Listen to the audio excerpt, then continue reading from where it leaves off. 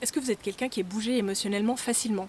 Et par bouger émotionnellement facilement, je veux dire quoi? Je veux dire en fait, en gros, vous vous noyez dans un verre d'eau. C'est-à-dire que souvent, on vous fait une remarque où il y a quelque chose qui se passe dans votre environnement et tout d'un coup, l'émotion elle monte et puis vous savez plus trop quoi faire et vous êtes perdu.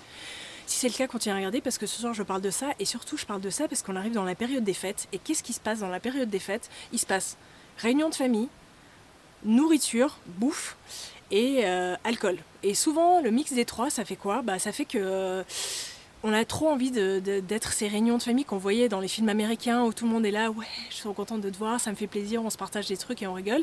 Et dans certaines familles, c'est comme ça. Et il y a dans d'autres familles où en fait, à Noël, qu'est-ce qui se passe? Dans les réunions de famille, qu'est-ce qui se passe? Ça pète.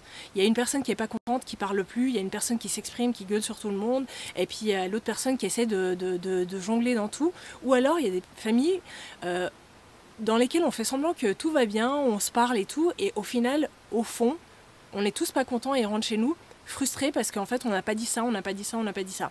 Alors là je mets de côté les familles chez qui ça se passe bien et puis qu'en fait ils kiffent tout. Et ça se passe bien, ça veut rien dire.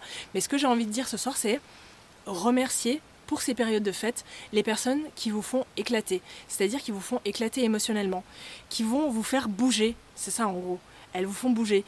Et bien sûr, moi je vais parler de ça parce que moi je fais partie de ces personnes qui font bouger les autres et que du coup je fais un peu éclater émotionnellement les autres. Donc forcément je me vends aussi un petit peu, mais en vrai, j'ai envie de dire, dites-leur merci parce que les personnes qui vous font bouger, elles sont en train de vous sortir de cette réalité en fait un petit peu, même pas seulement étriquée, mais un peu cadavérique dans laquelle vous allez entre guillemets mourir, si je peux m'exprimer comme ça, parce que c'est vraiment ça qui se passe.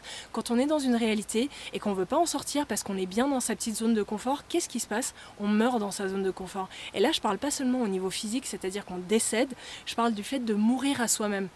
Quand on est sûr de ce qu'on pense tout le temps et qu'on pense que sa réalité c'est la seule réalité, et je le dis tout le temps parce que c'est tellement important, qu'on pense qu'on a raison parce qu'on défend, je sais pas moi.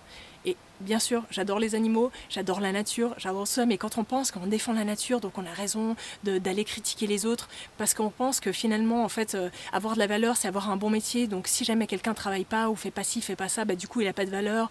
Si on pense que du coup, si on n'est pas en couple comme ci, comme ça, et que en fait, si on s'engueule des fois, ça va pas. Enfin, vous voyez toutes ces croyances qu'on a pour dire que c'est une réalité, qu'on l'impose pas seulement à soi-même, mais souvent, on l'impose aux autres, parce que si on en veut aux autres, c'est qu'on l'impose aux autres. Et quand on doit imposer quelque chose aux autres, c'est qu'on n'est pas assez sûr de ce qu'on pense soi-même.